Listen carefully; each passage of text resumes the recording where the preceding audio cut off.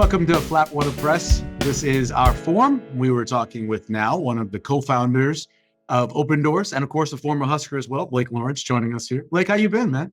Michael, good to see you. Doing well. Been busy with this whole NIL thing. I bet.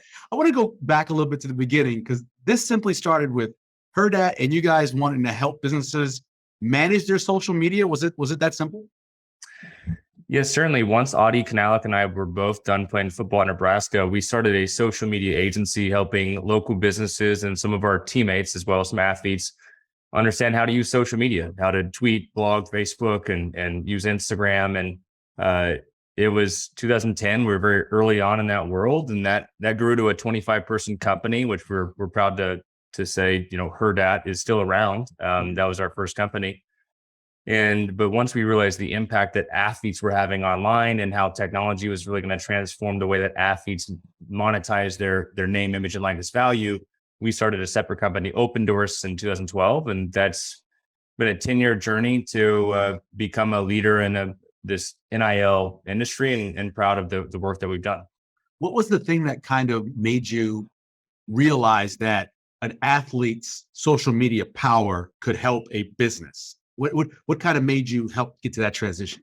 I'll tell you, Prince Amukamara is the answer to that. So we used to spend, weeks and months trying to get a local business to get their Facebook page to 100 likes, to 1,000 likes. Remember those days? And then, once they got to 1,000 likes, we tried really hard to get 10 people to comment or like on a post or a photo.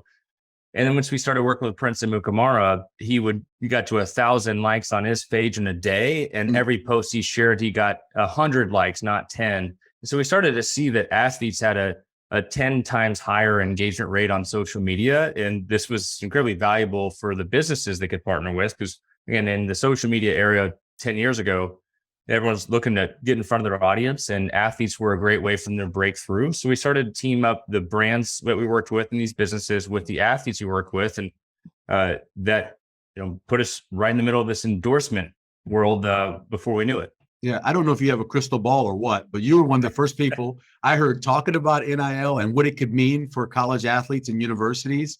How early did you see the possibility? Because it was before really the rules had changed when you guys were already talking about it. Yeah, certainly. So Audie and I started Opendorse in 2012, kind of after that Prince Amukamara experience, and really built this technology to help athletes understand, build, and monetize their brand value, which all of us now use the word NIL value. Mm-hmm. And we started with pro athletes. So Prince was our first user, and they introduced it to his teammates in the NFL. We partnered with the NFLPA. So we started to build this technology for the NFLPA, MLBPA, NHLPA, PGA Tour. And, because with those listeners out there, NIL is new to college sports. NIL is not new to sports. So pro athletes have been monetizing their NIL for a century. We were just the first to provide dedicated technology to the athlete endorsement industry, and we started with the pros. So when we went through this process, Michael, there was a moment when, we've raised venture capital, we've got outside investors, and one of our early venture capital investors asked us, what makes Opendorse a $1 billion company or $1 billion opportunity? I said, this is in 2015. I said, what makes Opendorse a $1 billion opportunity is if the NCAA would lift its restrictions on allowing student athletes to receive compensation from third parties. And, that was 7 years ago. And we never imagined that day would come as quickly as it did, but there were some signs along the way that we were on the right track. And as long as we provide an easy way for athletes to make money, if there's suddenly 500,000 new athletes that can make money, then we'd be in prime position to help the lot of them. Yeah, a lot of people out there, not a lot of people. There are people, whether it be coaches or some administrators that they're worried that amateur sports might be too much like pro sports because of this, or how do you manage the locker room if one guy's making more money than the other guy is making? Or how do you regulate it, whether it is school by school or conference by conference? Are those all viable questions, and can they be answered? There is a desire for control. The student athlete experience in college has always been a world of control. The athletic department has oftentimes, let me just take a step back. Yeah. Historically, right? We're in a paradigm shift in college athletics. We are in the NIL era. Everyone, from the fan to the administrators, have to realize that this is here and it's here to stay.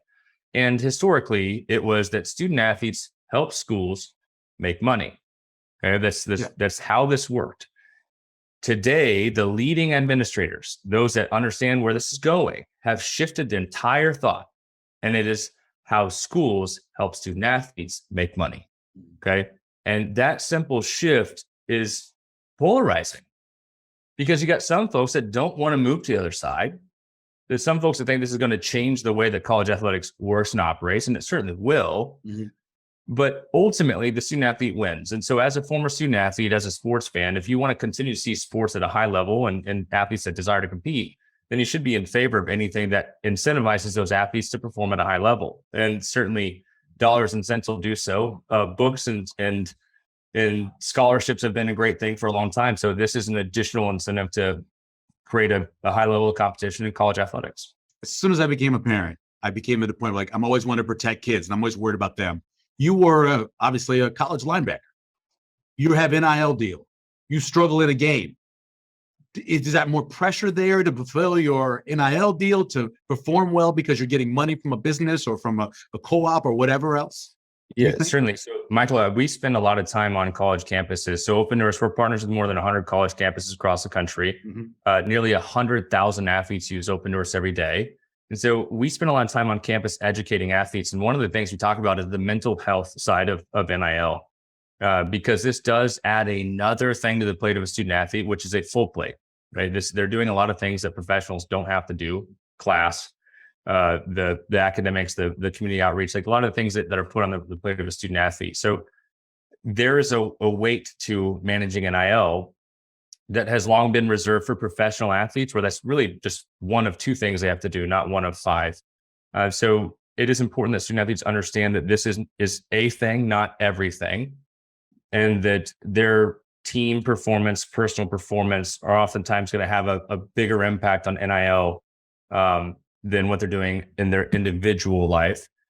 So it's best to win together, and then also know that when you fall, the right partners will be there to support you on that fall, and the wrong partners will leave you, hanging and dry. So it's important to find the right partners in terms of NIL deals. And, but it's a new conversation for every student athlete that steps on a college campus, from the star quarterback to the walk-on tennis player. They all are playing in the space, and they got to have the tools and understand the rules and the impact. And that's where we play a role. When you look at it in terms of regulation, there's states that have legislation. I know the NCAA is working on an overall rule. The conferences are. As someone who's been with it since the beginning, how do you regulate this? Or is it just, I know the Wild West is used way too much, but how do you regulate it? How do you make sure that everybody's kind of playing by the same rules? Well, for those that are trying to learn as much about this, the state legislation is what really accelerated the NCAA's move to lift all restrictions on NIL compensation. So those state laws were, in effect, a way to motivate the NCAA to change, and they did their job. Now we've got 30 plus states with disparate rules. No one's enforcing them. They're different everywhere. There's not an enforcement mechanism at all, and they're creating a lot of confusion. They're actually making it harder for athletes to make money in states where there is a state law that allows them to do so. So my advice is to remove all state laws. They just shouldn't exist. No American citizen needs to be given the right to monetize their name, image, and likeness, right? So that is not what these state laws do. These state laws actually tell the schools that they can't stop their athletes from making money. So this is just little nuances. If I could just shake it up all real quick, I would just say that no state laws. If it would be great to have some federal oversight, but oversight not in a way that restricts or limits athletes, not to put a cap on anything, but that provides transparency. Because one of the issues, Michael, we're in a position where in the first year of NIL, Opendorse helped student athletes make more than $100 million. Okay. So this market's bigger than most people think. And when you have young adults, 18 years old, making life-changing decisions to stay or go, to do a deal, not to do a deal with incomplete information, there's some consumer protection issues here. So my advice to this market is to lift state legislation, get rid of these regulations that aren't enforced anyways, and put some energy into providing transparency into what's really happening. Like what are athletes actually making? What are brands actually paying? What markets are actually good? So we can have informed decisions. This is a critical component to the student athlete experience, and it's incomplete data. So let's provide transparency and help the market grow. Most of the schools have these cooperatives or directives where they're either taking a group of people putting money together or one person. Is that the future of it? Do you think that's the way it's going to continue to go? Or what do you see in terms of the future of how these athletes will be getting NIL money? Yeah, there's really four main sources of NIL compensation for athletes. There's fan money, brand money, sponsor money, which is local businesses, and then donor money. And donor money is growing to become the biggest source of NIL compensation in this market. And that is where these donors pool their dollars together to create consistent, compliant payments to athletes. And the size of the collective, that pool of money, has an impact on the ability to provide a substantial amount of income to athletes. In certain markets, athletes are earning six figures a year. Right. In other markets, Michael, they're earning six figures a month. And so there's a big discrepancy in terms of how big these collectives are. And then some are okay at $10,000 a year. And so but that is here to stay. It's very difficult, the way in which all these rules are written, for anyone to say we're going to limit how much a third-party entity can compensate an athlete for a bona fide NIL activity. And anyone that makes an effort to stop that act is going to be put in a situation with an antitrust issue on their hands, especially if it's a collective organization called the NCAA or even a conference like the Big Ten or SEC. So no one wants to stop these third parties. And so we have to get used to that. I think there's a desire for schools to have more control, because you're running into issues where there's a conflict between the school's desires and the collective's desires in terms of the types of organizations that they support, the types of operations, and how much athletes are actually getting compensated. I was going to ask you about that. You have to have some rules on gambling companies and alcohol and cigarettes and that kind of stuff, right? That has to be in place?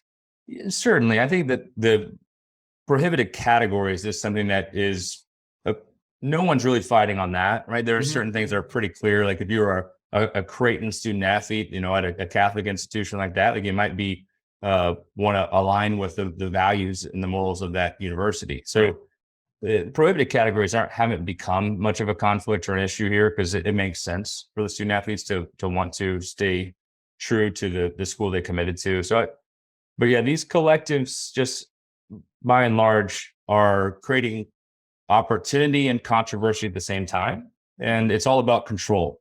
I would liken this to an NFL team whose entire roster is decided by an entity other than the NFL team, right? And the amount they're compensated, the salary cap, the conversations. I mean, it would be a unfamiliar approach to sport. And that's where we are today with collectives in college athletics. They are impacting the rosters of schools without a ton of school input in some markets, and that becomes a challenge. There was real concerns, I don't know if they were justified or not, that this would just be for football players and male basketball players, and that would be it. Is that what's happening, or who are we seeing getting these funds? Yeah, certainly. Opendorse, we release data on a monthly basis about where the compensation is going, and football is by and large about half of all dollars in the NIL market go to football players. And just before anyone gets up in arms about this, well more than half of all revenue in college athletics comes from football. So there's a lot of parallels between where the revenue comes from and where NIL deals are going. The second is men's basketball versus women's basketball. Then you get into women's volleyball, women's track and field, gymnastics, right? Gymnastics. Yeah. So there's a lot of these things that are women's sports are, I think, 6 out of the top 10 sports in terms of compensation, which is a good thing. But and there's really two types of NIL. There's the fans and brands, which is really athlete-driven NIL, so athletes being entrepreneurial and making money. And then there's athletics-driven NIL, which is really the sponsors and donors paying top players. If you remove the athletic side and just say, like, what are athletes doing? Then women's basketball, women's volleyball, women's gymnastics, women's track and field, women's swim and dive, women's soccer, these sports, these athletes are out earning their peers across the line in terms of men's sports. And I think that's an exciting thing, that athletes that have the energy and know-how are putting work in NIL, and NIL is working for them. Yeah. Do you guys also help the student athletes when you go and you talk to them at campuses about just simply like paying taxes or how to handle that? Because I mean, obviously they're earning chunks of money, something they wouldn't normally earn. Yeah. Do you help them with that kind of stuff?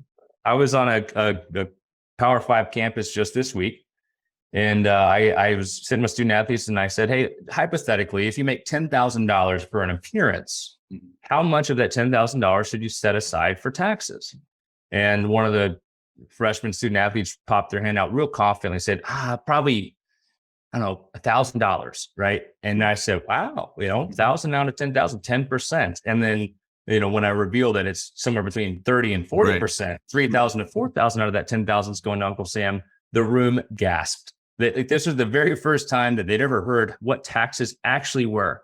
Everyone, by the time you're 18, has heard about taxes, but have you paid taxes? Have you paid taxes as a 1099, contract employee? Right. But you've got to do it all on your own. There's no deductions, set aside for you. So it's revealing that these athletes have to pay taxes. Opendorse as a technology, we provide 1099 distribution, tax prep and information. And we partner with the US Bank on financial literacy education. So we're providing as much resources as we can, but ultimately we can't do the taxes for these guys, like they and gals. They have to do it on their own. So education is there, the tools are there, but ultimately they've got to contact the IRS and make sure they're doing things right. What about high school?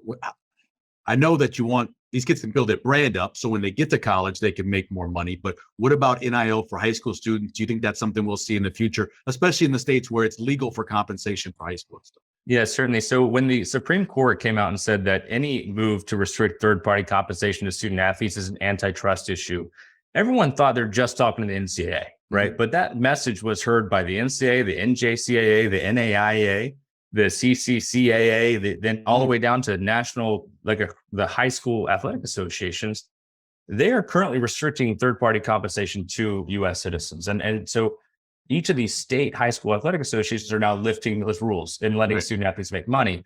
And the desire to compensate student athletes in high school is rather a local opportunity. Like if you've got a Bishop Gorman in Las Vegas, like sure, John Bosco Prep, Matter Day, like some of these national programs, there may be some real value in partnering with those athletes in that community.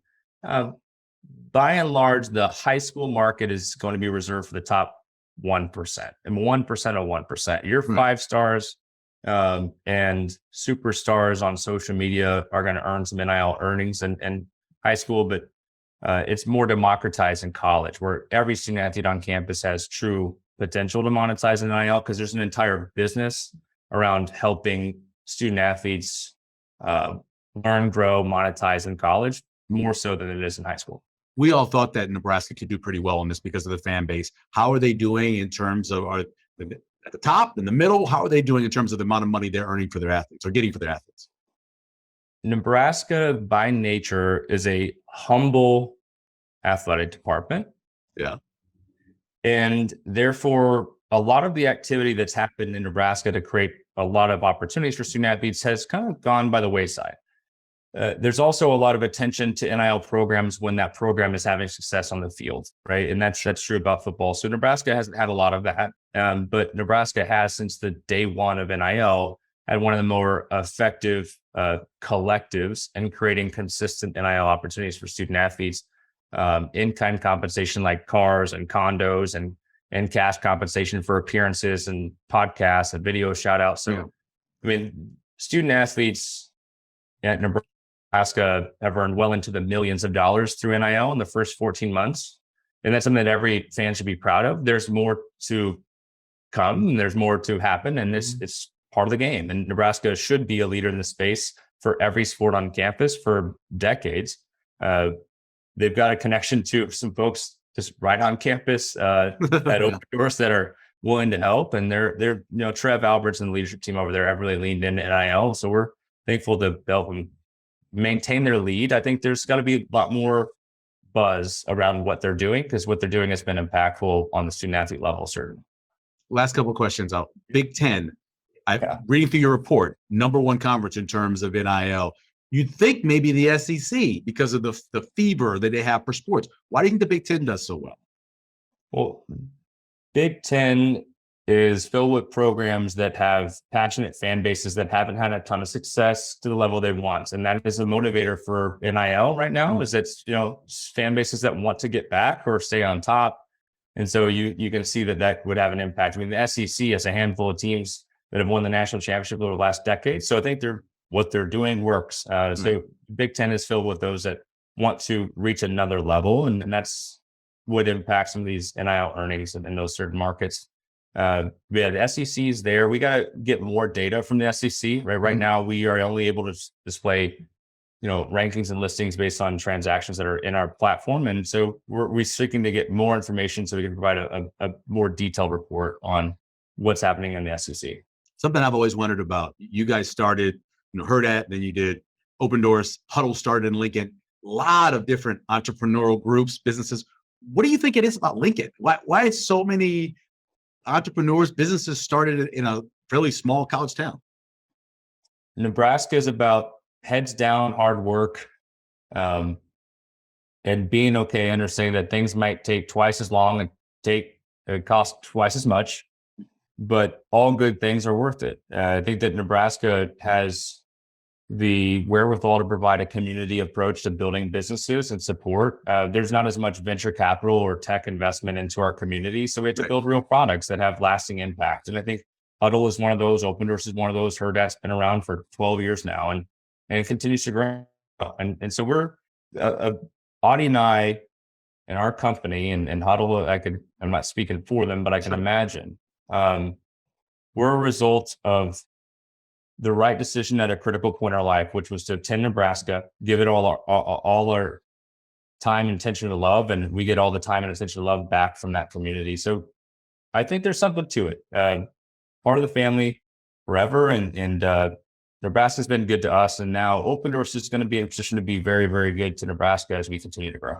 So what's next? What's the next big thing in name, image, likeness? Is it dealing with regulations? Is it pulling away all of them? What's the next big thing you see coming? Certainly, I think there's going to be some leveling and really standardization of the experience for student athletes across the country. Opendorse.com is now a public marketplace. You can find 100,000 athletes across the country in every level of sport and send them a deal within 30 seconds. Yeah. It's just, this market needed three things: a place to go, a understanding of what they can do, and just a simple breakdown of what it costs. And so if you can provide that something like that to an industry like this, you're going to have success. And so Opendorse is really dedicated this next phase of growth to saying, hey, Opendorse.com is where you go. These profiles show what you can buy, and then we're going to provide details on how much it costs. And that's going to continue to evolve. And what's next is what's next. I think right now we need to standardize the experience for student athletes and their supporters, and that's where we're putting all our emphasis. Last thing, you guys have a lot of the same people you had when you first started. You hear so much about people not being able to hire. How's that going for you? And how do you maintain that kind of camaraderie, keeping those people together that you started with? Yeah, certainly. I think that is Audie and I from the day one have said this is a purpose-driven organization. And our purpose is to build something great with people we care about. We just happen to be providing technology to the athlete endorsement industry. But if you wake up every day and enjoy what you do, who you do it with, then I think that you're going to have success. And Audie and I certainly have enjoyed every moment of this. I can't believe this is a job, right? This is a journey, and but it is a job at some points in time. But we've got 100+ employees at Opendorse, and from the day one until decade one, we want to make sure they enjoy what they're doing and have an impact. So we say it every day, and we say it every week, and even when we're across the country, we can come together over one purpose, and that's to build something great. Blake, we really appreciate your time. I know how busy, but thanks for taking the time on the forum. Absolutely. Thank you, Mike. Good to see you.